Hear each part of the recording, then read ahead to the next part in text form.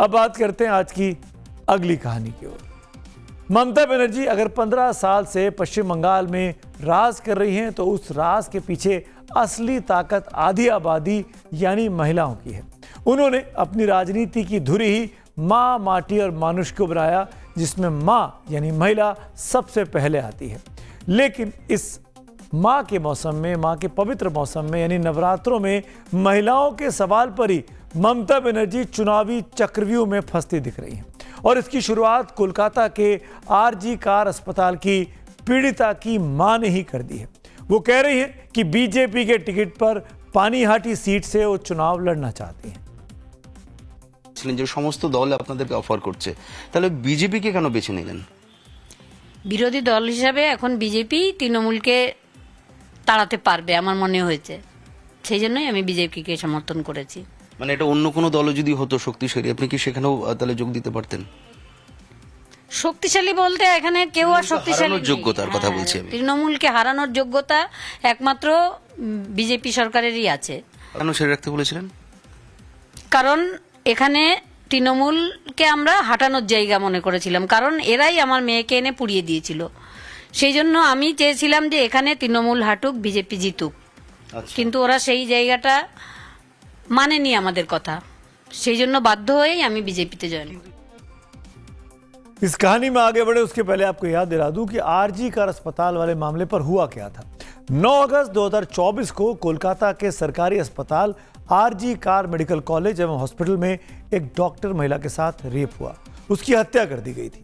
इस घटना से कोलकाता ही नहीं पूरा देश उस वक्त हिल गया था जब कार्रवाई में लीपापोती और ढुलमुल रवैया दिखा तो 12 अगस्त 2024 को डॉक्टरों का आंदोलन शुरू हो गया और 13 अगस्त को कोलकाता उच्च न्यायालय ने दखल दिया और माना कि राज्य पुलिस मामले की सही जांच नहीं कर रही है और मामला सीबीआई को सौंपने के लिए कह दिया।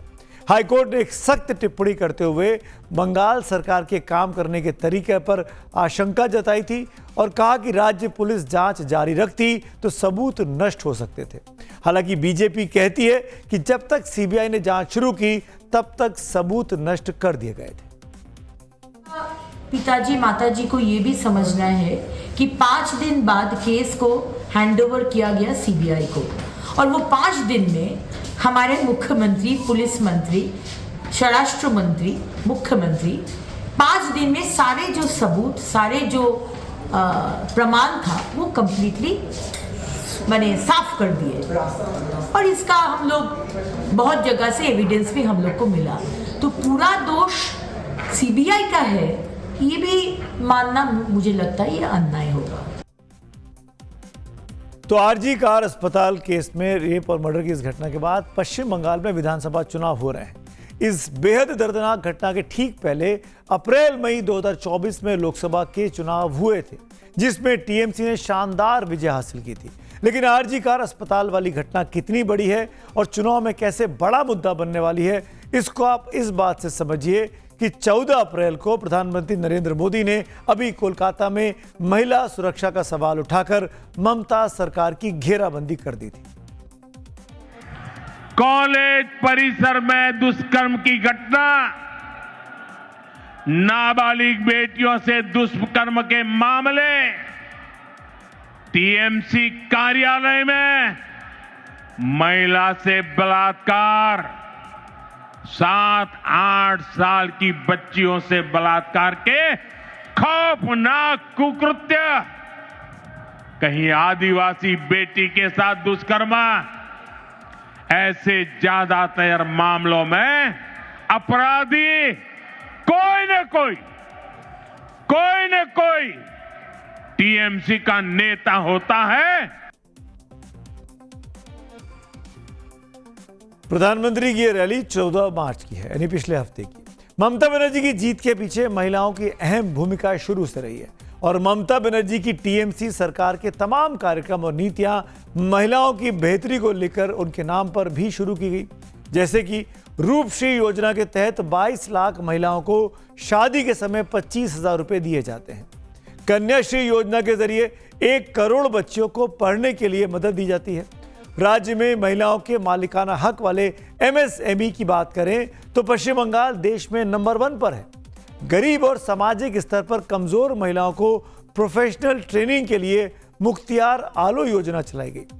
लक्ष्मी भंडार योजना के तहत ममता सरकार की ओर से सामान्य वर्ग की महिलाओं को प्रतिमाह 1000 से बढ़ाकर 1500 रुपए और SC/ST वर्ग की महिलाओं को 1700 रुपए अब दिए जा रहे हैं।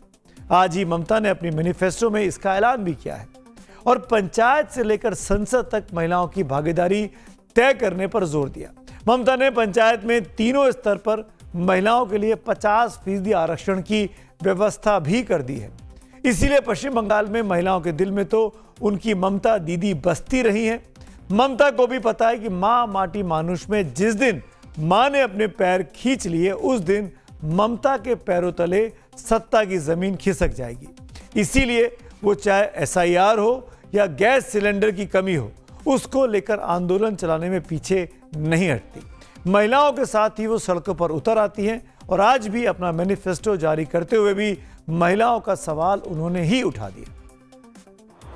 और बेटी पढ़ाओ बेटी बचाओ के नाम पे सब अपना पब्लिसिटी करके पूरा बेटी हटाओ, महिला हटाओ, किसान हटाओ और बीजेपी गुंडा बचाओ। महिला फैक्टर बंगाल के चुनावों में बहुत ही इंपॉर्टेंट रोल प्ले करने वाला है। आज ही TMC ने अपने स्टार प्रचारकों की सूची भी जारी की, जिनमें 18 नाम है और खास बात यह है कि 50% यहां भी आरक्षण दिखाई देता है। इनमें से 9 महिलाएं हैं, यानी 50%। इन 18 स्टार प्रचारकों में शामिल TMC के सांसद कीर्ति आजाद ममता में भावी प्रधानमंत्री की झलक अभी से देख रहे हैं। कितना भी प्रयास कर लें, 7 चरण करें, 8 चरण करें, 2 चरण करें, ये बंगाल जीत नहीं सकते हैं। जो विषमता है मोदी जी के दिमाग में या बाकियों में, तो ये विषमता है कि क्यों नहीं बंगाल जीत पाते। इसलिए नहीं जीत पाते क्योंकि ममता बंदोपाध्याय अगली प्रधानमंत्री बनने वाली हैं और उन्होंने जिस प्रकार के कार्य बंगाल में किए हैं उसका कोई बराबरी पूरे देश भर में किसी भी राज्य का मुख्यमंत्री वो नहीं कर सकता। नेताओं की नजर सत्ता पर रहती है, लोगों की नजर अपनी जिंदगी पर, मां बहनों की सुरक्षा पर और सम्मान पर।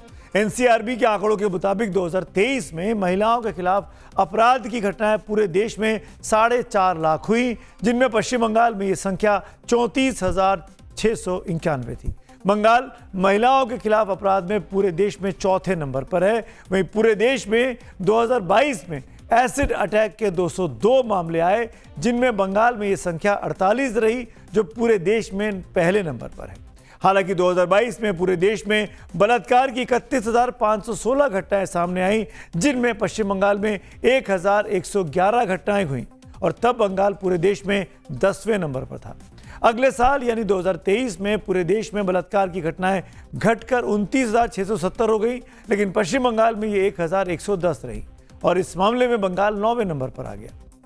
RG कार अस्पताल वाली घटना के बाद ऐसे ही महिलाओं की सुरक्षा और सम्मान को लेकर सवाल और बवाल मचा हुआ था। पिछले साल अक्टूबर महीने में दुर्गापुर में एक मेडिकल छात्रा के साथ सामूहिक बलात्कार की घटना ने पूरे राज्य को झकझोर दिया था, लेकिन लोगों को हिलाकर रखने वाली ममता बनर्जी के उस बयान से लोग परेशान हो गए, जिसमें संवेदना की कमी दिखी थी। How they came out in the night at 12:30 and especially the girl child at night time, they should not be allowed to come out in the outside. They have to protect themselves also. इसीलिए आज बंगाल में महिलाओं के लिहाज से देखें तो कानून व्यवस्था का सवाल ममता बनर्जी के सामने एक बड़ा चुनावी मुद्दा बन गया है।